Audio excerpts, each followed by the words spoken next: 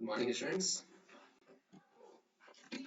I am Dr. VijayBhandari, Associate Professor in SIRD SCSE Department. So let's start with the relational data model. So today I will cover relational data models. So first I will explain you what is the definition of relational data models. So relational models represents the database as a collection of relations. A relation is nothing but a table of values. We know very well. Every row in the table represents a collection of related data values, and these rows in the table denotes a real-world entities or relationships. A table name and column names are helpful to interpret the meanings of value in each row. The data are represented as a set of relations. In the relational models, data are stored as a tables. However, the physical storage of the data is independent of the way the data are logically organized, right? Some popular relational database management system like DB2 and Informex Dynamics Server, IBM, Oracle and RDB, Oracle, SQL Server and Access Microsoft, right? So I will explain you the relational model concepts like.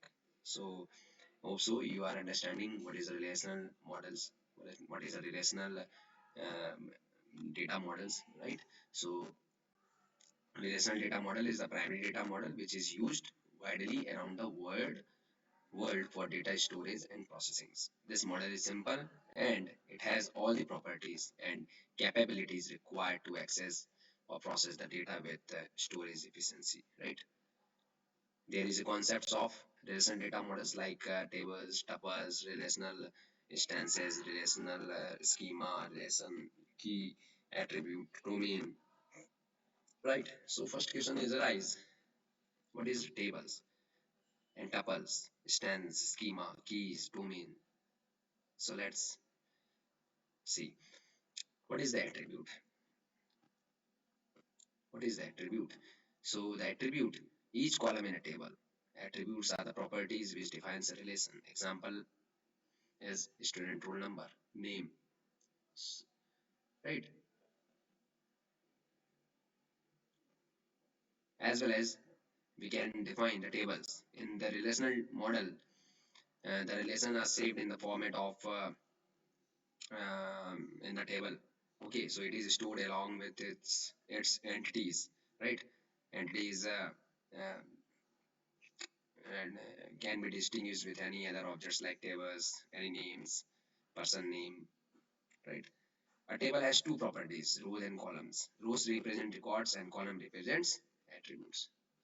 So also you are understanding the tables as well as tuple. It is nothing but a single row table which contains a single record, right? So as you will see in the example also, right? Relation schema. A relation schema represents the name of the relation with its attributes. Now we have we are knowing the attributes. What is the attributes, right? And what is a degree? Degree, the total number of attributes within the relation is called a degree of relation, right? Relational stance. Relation stance is a finite set of tuples in the RDBMS systems. Relation stances never have duplicate tuples, right? So remember this. Relation key. Every row has one, two, or multiple attributes, right? So which is called relation key, and which can be identify the row in the relation table uniquely. So that is particularly relation key. Attribute domain. Attribute domain. Every attribute has some predefined value and scope, which is known as attribute domain. And we can take some more concepts like cardinality. Cardinality means total number of rows present in the table. How many rows or total number of rows present in the table. Right, that is called the cardinality. As well as we can say also the columns. The column represents a set of values for a specific attributes. Right. So these are the concepts of relation data models, as I told you. Okay. So if any doubts, so please ask me. right? So here you will see the constraints, right? So every relation has some constraints or conditions that must hold for it to be a valid relation. These conditions called relational integrity constraints. So these are three main integrity constraints. First is key constraints, second is domain constraints, and third is referential integrity constraints. Now I will tell you the key constraints, right? So key constraints, I will define you an attribute that can uniquely identify a tuple in a relation is called the key of a table. The value of the attributes for the different tuples in the relation has to be unique, right? We can take an example like customer ID, customer table. There is a customer ID, and customer ID is a key attribute of customer table. It is most likely to have a single key for one customer. So customer ID we can take one. So it is only for the customer name like ABC, right? So ABC have a customer ID one, right? So this is the key constraints. So key constraints force that in a relation with a key attribute, no two tuples can have identical values for the key attributes. Remember that. And the key attribute cannot have null values, right? So key constraints are also referred to as entity constraints. So keys constraints having not null, uniquely, default, check, primary key, and foreign key, right? Now I will tell you about the domain constraints. Hope you understand it. Okay, so is it clear to everyone? If any doubts, so ask me please.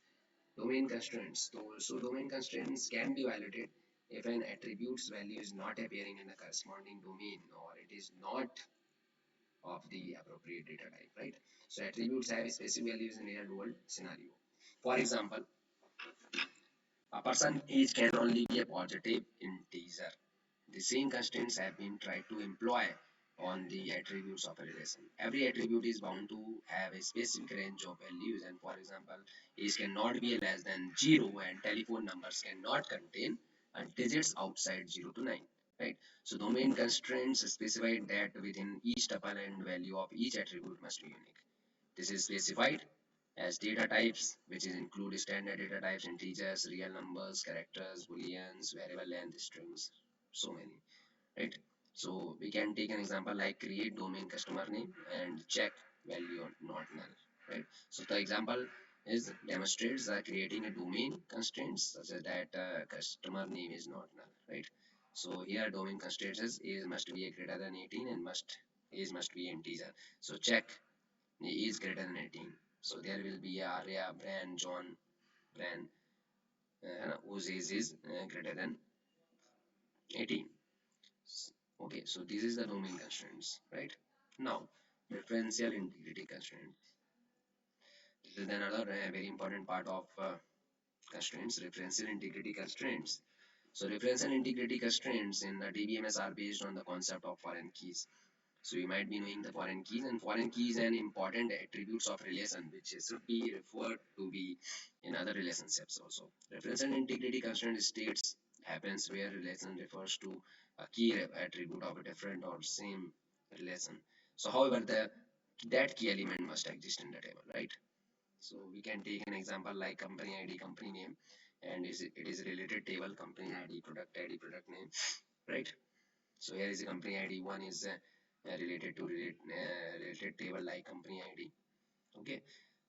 So we have two relation here.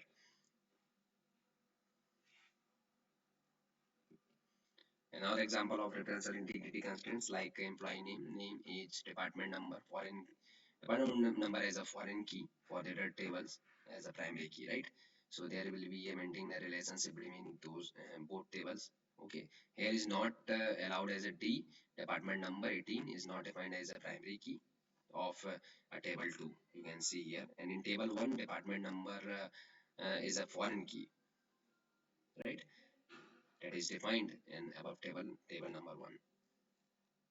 So this will be department number in table 1 denoted as a foreign key, but in table 2 it is a primary key.